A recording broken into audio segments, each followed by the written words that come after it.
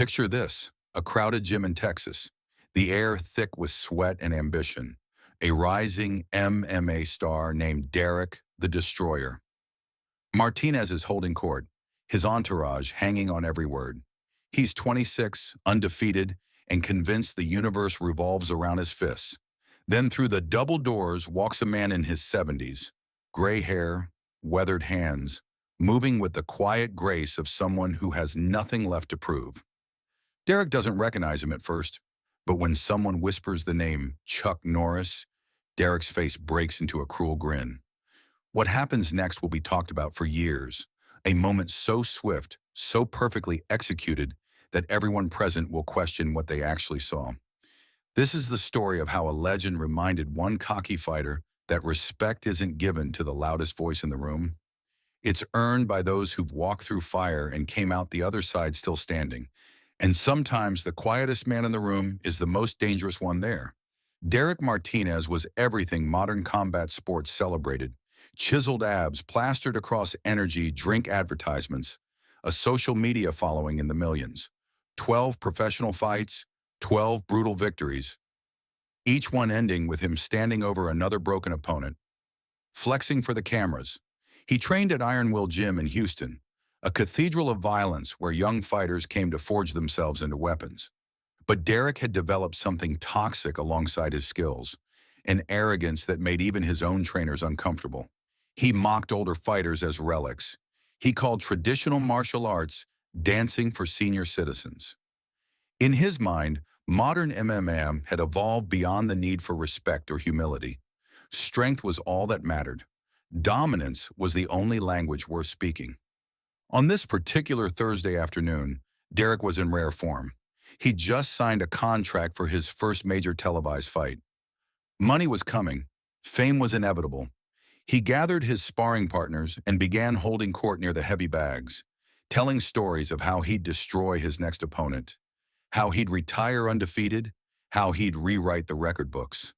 His voice carried across the gym, loud and grating, demanding attention like a child throwing a tantrum in a restaurant. Chuck Norris wasn't looking for trouble when he walked into Iron Will Gym that day.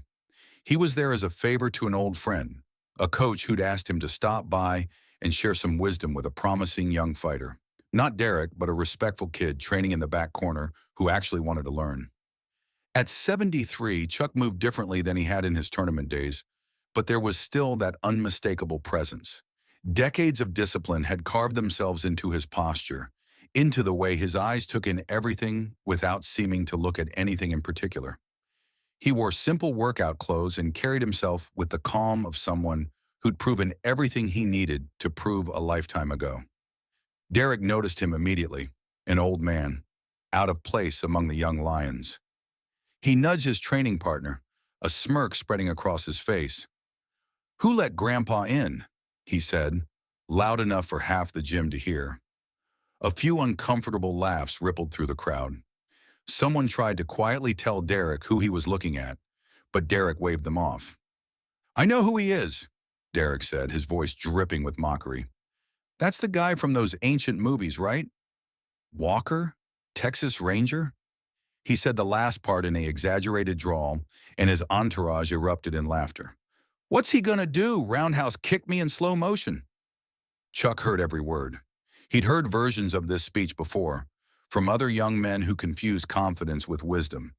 He simply nodded politely to the gym owner and began making his way toward the back, toward the kid he'd actually come to see.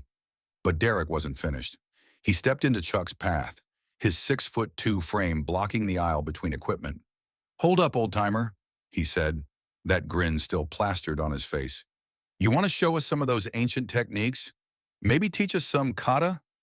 He mimicked a martial arts pose mockingly, and his crew howled with laughter. The gym had gone quiet now.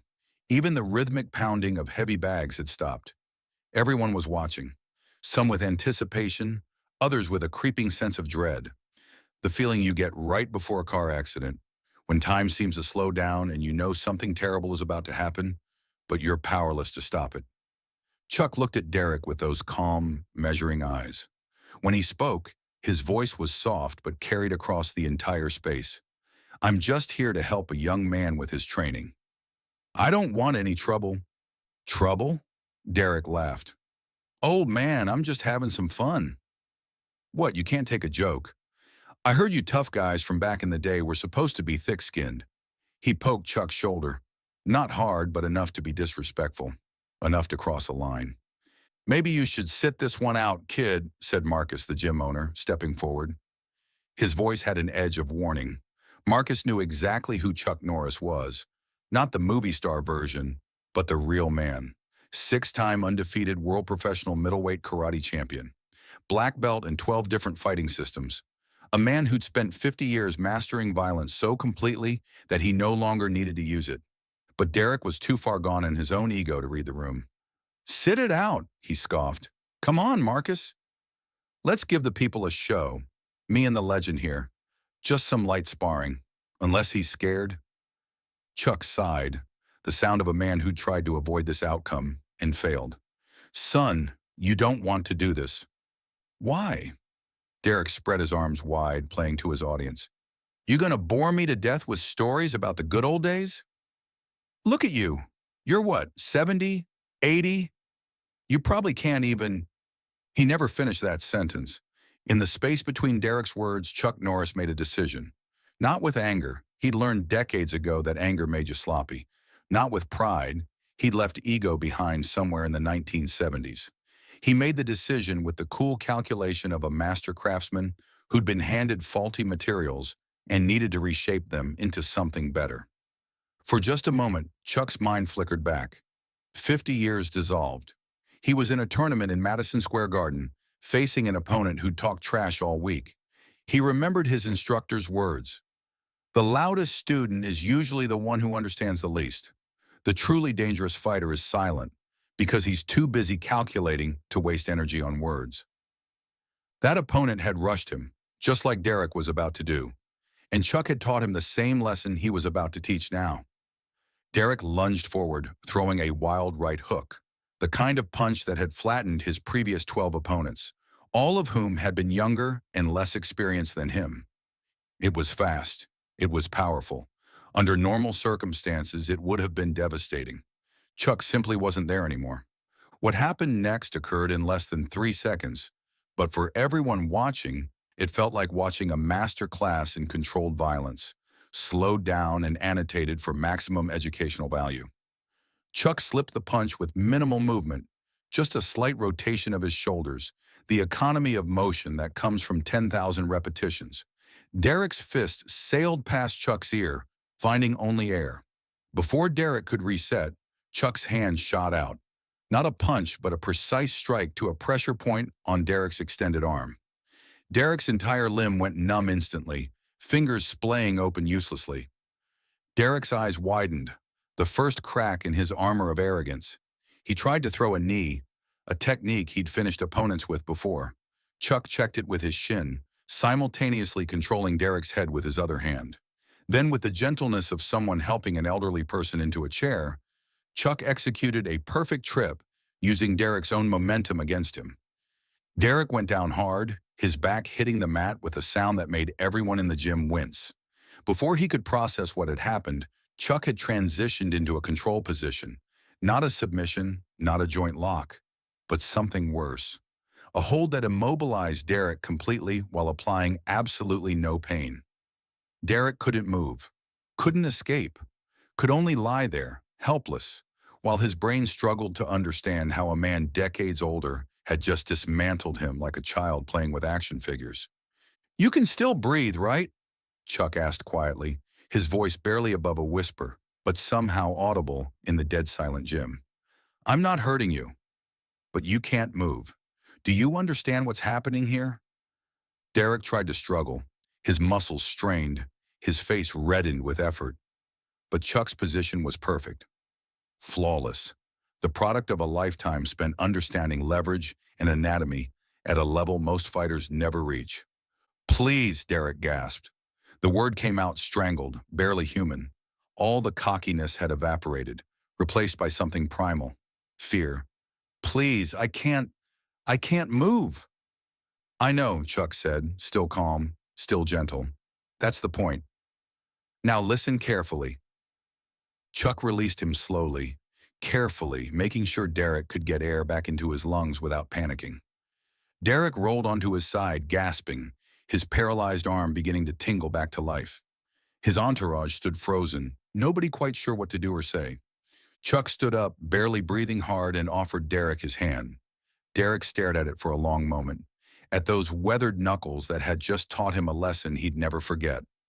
Finally, shamefaced, he took it. Chuck pulled him to his feet with surprising strength. "You're talented," Chuck said, his voice still quiet but now carrying a different tone. Not threat, but instruction. "You've got speed, power, decent technique for your age, but you've got something else too, something poisonous.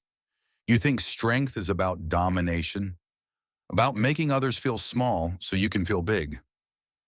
Derek looked at the floor, unable to meet Chuck's eyes. His arm hung limp at his side, still recovering. "Real strength," Chuck continued, "is what you do when you have all the power and choose not to use it. I could have hurt you just now, badly, broken your arm, damaged your career, but I didn't, because that's not what strength is for. Strength is for protecting people, for lifting others up, for defending those who can't defend themselves." The gym remained silent. Everyone was watching, learning, understanding that they were witnessing something important. "You've won 12 fights," Chuck said. "Congratulations. I've won hundreds. I've been where you are. I've felt what you're feeling. That invincibility, that sense that you're untouchable. But here's what I learned that you haven't yet. The real fight isn't in the ring. It's with yourself. It's choosing humility over ego, respect over arrogance. And the hardest opponent you'll ever face is the voice in your head telling you, you're better than everyone else." Derek's throat worked. When he finally spoke, his voice was hoarse. "I'm sorry. I'm, I'm really sorry." Chuck nodded. "I know you are. Now here's what happens next. You're going to go home. You're going to think about this. And you're going to decide what kind of fighter, what kind of man you want to be. Someone who tears others down to build himself up, or someone who uses his gifts to make the world a little bit better." He patted Derek's shoulder, the same shoulder Derek had poked earlier, but this time the gesture was paternal, almost affectionate. "Your choice, son. But choose wisely, because the person you become in victory defines who you'll be in defeat, and everyone loses eventually." Derek Martinez never forgot that day. The video never made it to social media. Marcus made sure of that, understanding that some lessons are too valuable to be reduced to clicks and comments. But the story spread anyway, the way important stories always do, passed from fighter to fighter, gym to gym. Derek went on to win his next fight, and the one after that. But something had changed. The trash talk stopped. The arrogance faded. In interviews, when asked about his success, he started talking about respect, about learning from everyone, about how the quietest person in the room might be the most dangerous. 3 years later, when a young up-and-comer tried to mock Derek at a press conference, Derek smiled, a knowing, patient smile. "Save your energy for the fight," he said simply. And after he won that match, he pulled the kid aside and told him a story about a day in a Houston gym when he learned the most important lesson of his career from a 73-year-old legend. The truth is, we live in a world that celebrates the loudest voice, the biggest personality, the most aggressive display. We confuse confidence with competence, arrogance with strength. But real power, the kind that changes lives and lasts beyond the moment, is almost always quiet. It moves with precision instead of flash.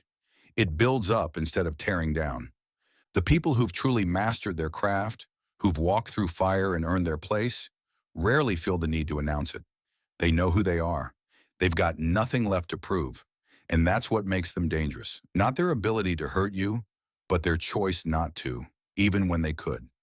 So the next time you're tempted to underestimate someone based on age, appearance, or quietness, remember Derek Martinez.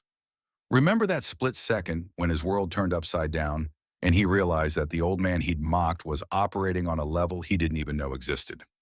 Because sometimes the greatest power is shown through restraint, and sometimes the most important victory is the one where nobody has to bleed.